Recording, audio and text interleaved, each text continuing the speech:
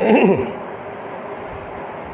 اللہ الرحمن الرحیم نحمدہ ونصلی علی رسول کریم اما بعد۔ بزرگوں اور صاحبوں، عید الفطر کا دن آنے والا ہے۔ عید الفطر ہمارے لیے بڑی خوشی کا سامان لے کر آتی ہے، اور عید کے دن مسرت اور خوشی کا اظہار کرنا رسول پاک صلی اللہ علیہ وسلم کی سنت ہے، اور خوشی کے اظہار کے لیے اچھے کپڑے پہنے جاتے ہیں، گھر پر اچھا کھانا بنایا جاتا ہے، اور 2 رکعت شکرانے کی عید کی نماز پڑھنے کے لیے عیدگاہ جایا جاتا ہے۔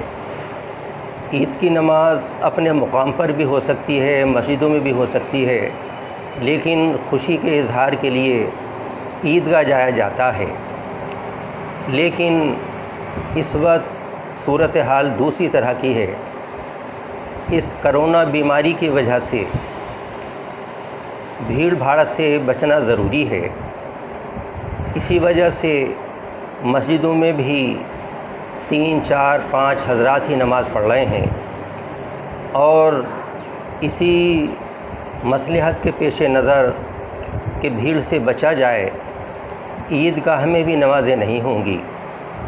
اس لیے کوئی صاحب بھی عید کی نماز کے لیے عیدگاہ نہ جائیں، اور جس طرح سے جمعے کی نمازیں اپنے اپنے مقامات پر ہو رہی ہیں، مکانات میں ہو رہی ہیں، کارخانوں میں ہو رہی ہیں، گھیروں میں ہو رہی ہیں، اسی طرح سے عید الفطر کی نماز بھی گھروں میں ادا کریں، کارخانوں میں ادا کریں، اپنے گھیروں میں ادا کریں۔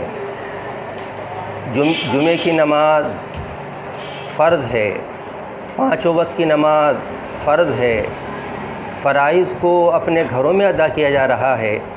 عید الفطر کی نماز تو واجب ہے، اس کو بھی گھروں پر ہی ادا کیا جائے، کارخانوں میں ادا کیا جائے، گھیروں میں ادا کیا جائے، اور اس کے لیے عیدگاہ ہرگز نہ جائیں۔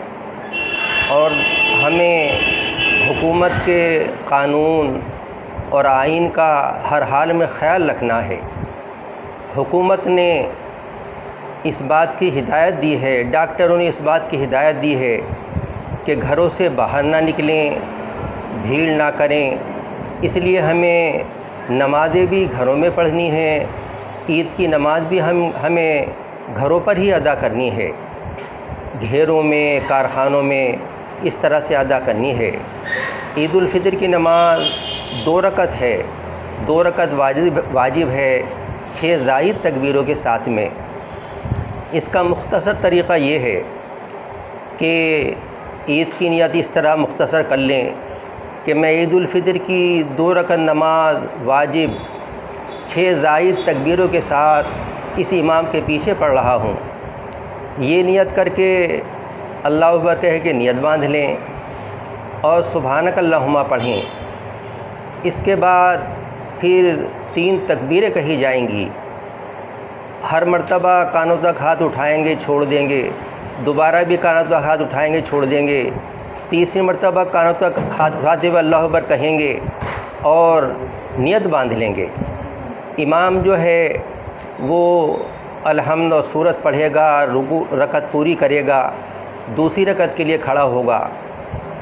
دوسری رکعت میں امام پہلے قرات کرے گا، پھر رکوع میں سے جانے سے پہلے 4 تکبیریں ہوں گی، 3 تو یہی زائد جو پہلی رکعت میں تھیں کہ تینوں تکبیروں میں اللہ اکبر کہتے ہوئے کانوں تک ہاتھ اٹھائیں گے اور چھوڑ دیں گے۔ چوتھی تکبیر جو رکوع کی ہے، اس میں کانوں تک ہاتھ اٹھانے کی ضرورت نہیں ہے، بس ایسے ہی اللہ اکبر کہتے ہوئے رکوع میں چلے جائیں گے۔ پھر رکعت پوری ہوگی، سلام پھیرنے کے بعد میں اس کے بعد پھر دعا ہوگی، اور دعا کے بعد پھر امام خطبہ دے گا۔ یہ عید کا خطبہ جو ہے یہ سنت ہے، اور جمعہ کا خطبہ جو ہے وہ فرض ہے۔ جمعہ کا خطبہ نماز سے پہلے ہوتا ہے، اور عید کا خطبہ نماز کے بعد ہوتا ہے۔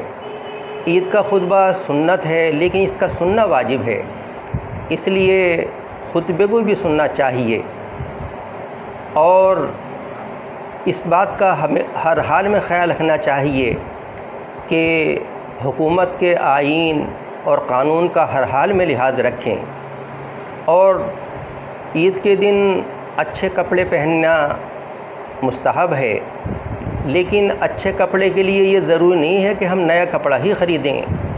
مارکیٹیں بند ہیں اور ہمیں اس سلسلے میں اس کا خیال رکھنا چاہیے کہ یہ زمانہ پریشانی کا زمانہ ہے، مزدور پریشان ہیں اور بہت ضرورت مند حضرات ہیں۔